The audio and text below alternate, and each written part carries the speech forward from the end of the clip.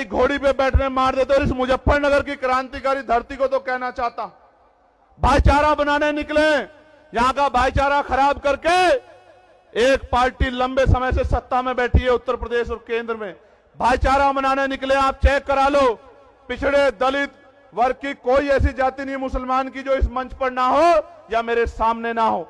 यहां पाल भी है, प्रजापति भी है, कश्यप भी है, राजभर भी है, बिंद भी है, साक्य भी है, सैनी भी है, जाट भी है, गुजर भी है, तमाम शेड्यूल कास्ट की जाति है, मुस्लिम भाईचारा भी है। आप चेक करके देखो, अगर कोई जोड़ने निकला है तो आजाद समाज पार्टी वाले निकले हैं। मेरी बात को आप याद रखना। आज मुजफ्फरनगर में जोड़ रहे हैं और आने वाले दिनों में पूरे देश में भाईचारा बना के जोड़ने का काम करेंगे।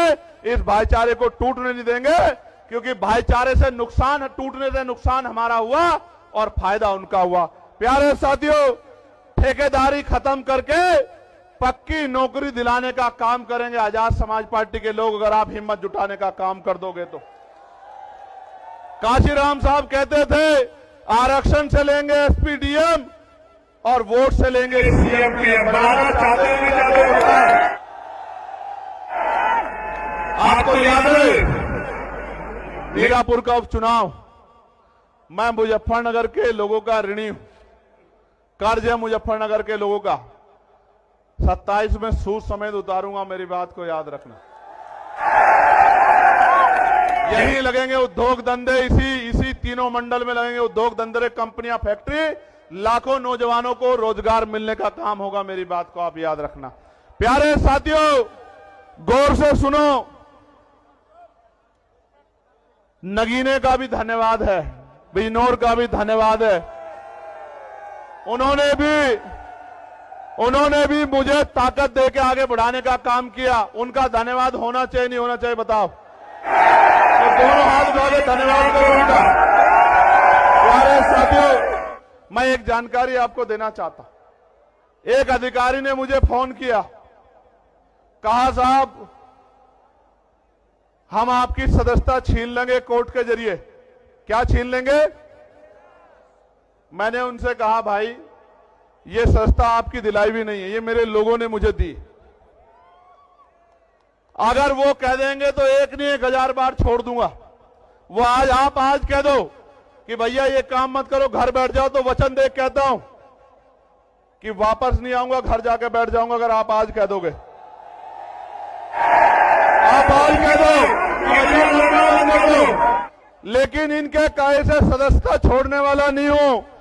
एक चंद्रशेखर को रोकने की कोशिश करोगे, विधानसभा में 203 चंद्रशेखर बना के भेजेंगे उत्तर प्रदेश में हम लोग, याद रखना। आपको याद है ना मैंने नारा क्या दिया है?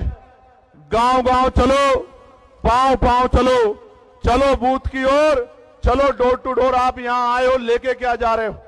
यहां से घर जाओगे तो चैन से मत बैठना, कोई मीडिया ना दिखाए, फर्क मत करना, अपने आप घर से निकलना, रोजाना 1 घंटा काम करना। इस बात के लिए काम करना कि जब राजकाज बनेगा तो मेरी किसी बहन बेटी पे अन्याय अत्याचार कोई गुंडा नहीं कर पाएगा, हमारी ताकत बनेगी।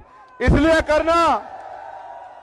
करना हम आंदोलन करने नहीं निकलेंगे, और निकलेंगे तो हमारे खून से होली नहीं खेल पाएगा, हम पे कोई गोली नहीं चला पाएगा। इसलिए करना कि बाबा साहब अंबेडकर के अधूरे सपने को पूरा करना है। इसलिए करना काशीराम साहब के पूरे जीवन संघर्ष को पूरा करना है। और अगर आप नहीं करोगे तो कौन करेगा? मुझे भी बता दो, कोई और करेगा क्या? दोनों हाथ उठा के बताओ जो लोग मदद करके काम करेंगे। आज इस महारैली में ये जो जन सैलाब आया है, ये इस बात का सबूत है कि अभी देश में बहुजन समाज के लोग जिंदा है, और जो बहाव के साथ नहीं बैठे, क्योंकि बहाव के साथ लाशें बहती हैं। बेशक इस देश में सत्ताधारियों ने धन बल के आधार पे किसान मजदूर कमेरे को कमजोर कर दिया, किंतु जनबल और मनोबल को वो हमारे कमजोर नहीं कर सकते, और ना ही हम उसको कमजोर होने देंगे। आप मेरी बात को याद रखना, ये किसानों की धरती है और यह किसान शोध संस्थान है। 350 रुपए में गन्ने की वो होती है, गन्ने की लागत है, 400 रुपए दे रहे हैं। किसान को डीएपी नहीं मिल रहा है, किसान को यूरिया नहीं मिल रहा है, किसान लाइनों में लगता है, पिटता है लाठियों से। मैं किसानों को कहना चाहता हूं, एक मौका आजाद समाज पार्टी को दो, गन्ने का मूल्य 500 रुपए करके देंगे आपको, मेरी बात को याद रखना।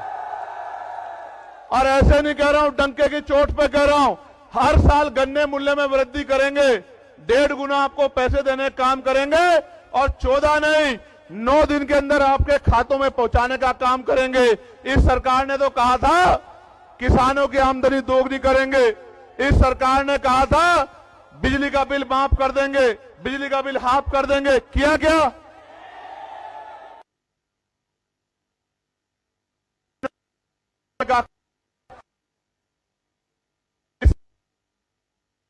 उत्तर प्रदेश के लोग मेरठ हाईकोर्ट एडवोकेट होना चाहिए, आज का आज बनेगा। मेरठ में जो हाई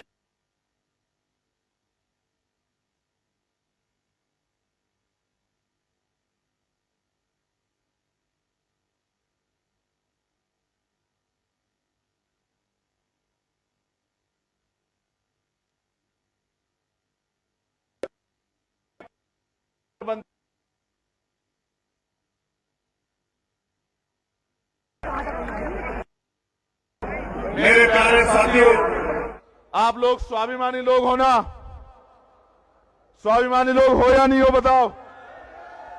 तो मेरी इस बात को गांठ बांध के जाना कि यहां से जाके सोना मत, चैन से मत बैठना, क्योंकि अगर आप गुलामी को एहसास नहीं कर रहे हो तो आप में और मरे हुए में कोई फर्क नहीं है मेरे लोगों। आज भी अच्छी रोटी कपड़ा मकान नहीं मिल रहा है, सम्मान नहीं मिल रहा है, आज भी अच्छे घर नहीं है, अच्छी पढ़ाई नहीं है, अच्छा रोजगार नहीं है, अच्छी चिकित्सा सेवाएं नहीं है। क्यों? 75 साल से कांग्रेस भाजपा के लोगों ने किया क्या है? सिर्फ वोट के आधार पर कुर्सी बैठने के अलावा क्या किया है? उनको मेरे लोगों का दर्द क्यों नहीं दिखाई देता? उनको हमारे घरों में बुलडोजर क्यों नहीं दिखाई देता? उनको हमारे मुस्लिम नेताओं को जेल में ठूस के बंद करना क्यों नहीं दिखाई देता?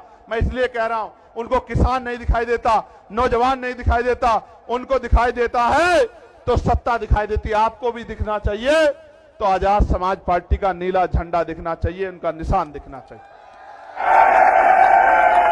दोबारा पूछ रहा हूं, स्वाभिमानी लोग हो ना? स्वाभिमानी लोग हाथ तो नहीं फैलाते? तो भीख मांगना बंद करो, सरकार से सत्ता का प्रबंध करो।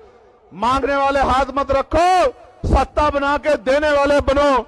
आज जिनसे सड़क रोजगार मांग रहे हो, कल सत्ता बना के रोजगार देने का काम करो, लोगों के आंसू पूछने का काम करो। आप यहां इतनी बड़ी संख्या में आए, आज आपने मेरी हिम्मत बढ़ाई। मैं आपको विश्वास दिलाता हूं इस संविधान की शपथ लेके कि जब तक मेरे शरीर में लहू का आखिरी कतरा है, एक कदम पीछे नहीं हटेगा। चंद्रशेखर, इस बात को याद रखना। फिर कह रहा हूं, हापुड़ के लोगों का धन्यवाद देता हूं, बुलंदशहर के लोगों का धन्यवाद देता हूं, गौतम बुद्ध नगर गाजियाबाद का धन्यवाद देता हूं, बागपत मेरठ का धन्यवाद देता हूं, अमरोहा का, संभल का, मुरादाबाद का धन्यवाद देता हूं, बिजनौर के लोगों का धन्यवाद देता हूं, सहारनपुर शामली के लोगों का धन्यवाद देता हूं, और सबसे ज्यादा धन्यवाद मुजफ्फरनगर के लोगों का देता हूं। मेरी बात और आज धन्यवाद दे रहा हूं, कल कलम से आपकी ताकत और आपके सम्मान को मजबूत करने का काम करूंगा। मदद करोगे नहीं करोगे बताओ?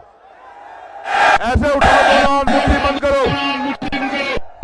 मैं जिन हमारे जिले की टीम का, विधानसभा की टीम का, प्रदेश की टीम का, मंडल की टीम का, जिन्होंने इतना अच्छा कार्यक्रम कराया, मैं उनका बहुत बहुत धन्यवाद देता हूं।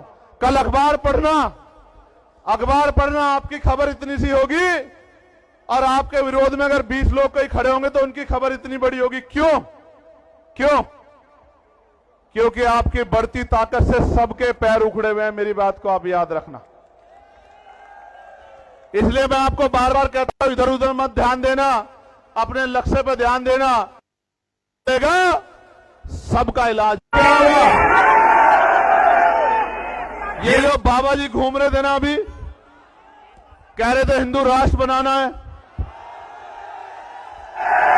और कह रहे थे हम तो भविष्य देख लेते हैं। वो कहते नहीं कहते हम तो भविष्य देख लेते हैं। उनके यहां रहते दिल्ली में आतंकवादियों ने बम ब्लास्ट कर दिया, बाबा को खबर नहीं हुई। समझो मेरी बात को, समझो मेरी बात को, समझो क्या कह रहा हूं, समझो। जिम्मेदारी से समझो। आज वो हिंदू राष्ट्र बनाने की बात कर रहे हैं, संविधान को कुचल के। कल अगर चंद्रशेखर आजाद बहुजन राष्ट्र बनाने के लिए निकल गया 85% लोगों को लेके ना, फिर देख लेना क्या होगा। अगर ऐसे ही चलाना चाहते हो संविधान के विरोध में तो देख लेना। संविधान के साथ चलो। आप अपने धर्म को मानो, आप अपने धर्म को मानो, आप अपने, किसी के धर्म से कोई बैर नहीं, लेकिन अगर संविधान के खिलाफ कोई जाएगा तो मुकाबला पूरी जिम्मेदारी से होगा। याद रखना मेरी बात को। बहुत बहुत धन्यवाद। हेलो, बहुत बहुत धन्यवाद माननीय राष्ट्रीय अध्यक्ष जी, आपके विचारों से यहाँ आई हुई लाख